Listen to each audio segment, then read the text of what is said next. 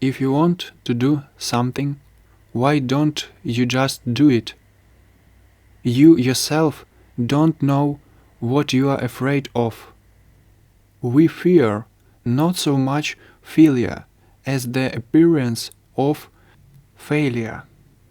A seemingly unsuccessful attempt is proof that we are incapable of creating anything brilliant or worthwhile. But the truth is, no one becomes a genius without these awkward steps. A child learning to walk falls dozens of times, and no one tells them not to do it because it's not going well. On the contrary, every fall is a sign of progress. If he had stopped after the first attempt, we'd all still be crawling. The same is true with creativity. First unsuccessful attempts, awkward drawings, or chaotic hordes are not failures, but rather a sign of life in a world mired in sterility. The internet has truly done something strange to our consciousness. Every day we see polished videos, perfect posts, and flawless works of art, and we don't even think about the hundreds of failed attempts that remain behind the scenes. Perfectionism, in turn, is nothing more than absurdity, a fear very elegantly disguised. It protects rather than makes something better. And as much as we'd like to admit it, security is the enemy of growth. Creativity isn't a struggle for perfection. It's the courage to take the first step, even if it feels more like a plodding effort. When we hear the word creativity, we often imagine a result, a painting, music, a book, or a film. But if you think about it, true value lies not in the result, but in the process, where any failures, even seemingly catastrophic ones, build their foundation. In the process, we meet our true selves. Our first texts reveal our style, and failed attempts allow us to discern a direction. And only in this way, by taking a step into the unknown, do we gradually give it meaning. Some believe we should wait for inspiration or the perfect moment, but in reality, all of this comes with the process. And it's precisely in routine, in those empty hours when nothing comes of it, that future beauty is born. As a child, a few gouache blows seemed like a masterpiece. Singing of K didn't disgust me, and stories without any logic were something to be proud of. However, over time, the idea emerges that some things are good and some are bad, and this applies to our entire social and personal life. Bad is only the beginning of good, and the distance between creating nothing and creating something bad is enormous. However, the distance between creating something bad and creating something good is surprisingly small. Everyone you admire once did something downright bad. Because it's impossible to edit blank pages to improve something that doesn't exist. And let's be honest, most things we consider bad are probably not.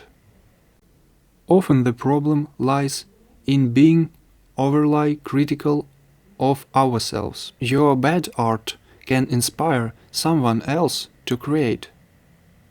Your weak writing can make someone feel like they're not alone. Some of the world's most beloved works were created by people who didn't even realize they were creating masterpieces. And even some of the strongest relationships began with awkward conversations that no one gave a chance. The bad is very valuable. When we write in a journal, we talk to ourselves. When we doodle in a notebook, when we sing out of tune in the bath, we give ourselves a moment of joy. It can seem anything frivolous or bad, but in reality it is one of the most common forms of creativity. Because creativity isn't always about the world. Sometimes it's just for us. It's a way to hear your voice, to experience emotions, to keep yourself moving. And if this voice sounds crooked or uncertain, does that make it any less valuable? On the contrary, it's precisely in its imperfection that it's authentic.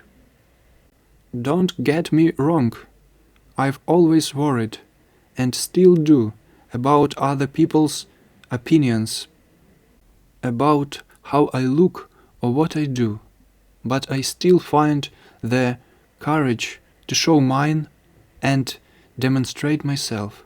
My role model is this video. Maybe not professionally or perfectly, but I'm trying to improve. It seems to be working better now. Start poorly, start small, start imperfectly. Do that thing that's been swirling around in your head for months. Do it frankly badly. Do it too quickly. Do it before you convince yourself to give up. Take samples, repeat, steal ideas. The main thing is to create. And it doesn't matter whether it works or not. Life is short. Don't know where to start. Anything. Make a figuring out of Play-Doh or cook a dish you've never made before.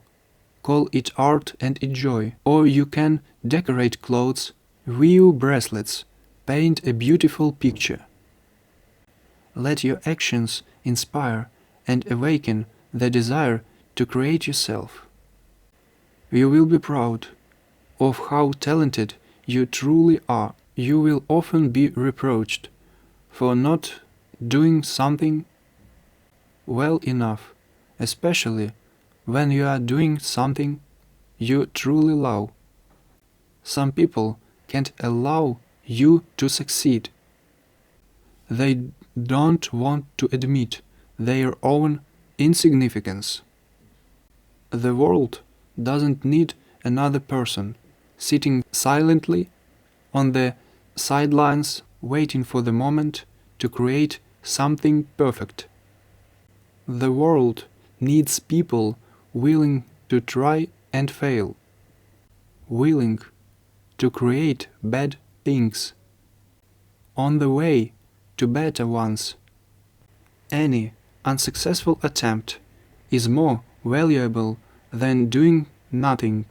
It's these unsuccessful attempts that pave the way to truly special things. The main thing is to keep creating.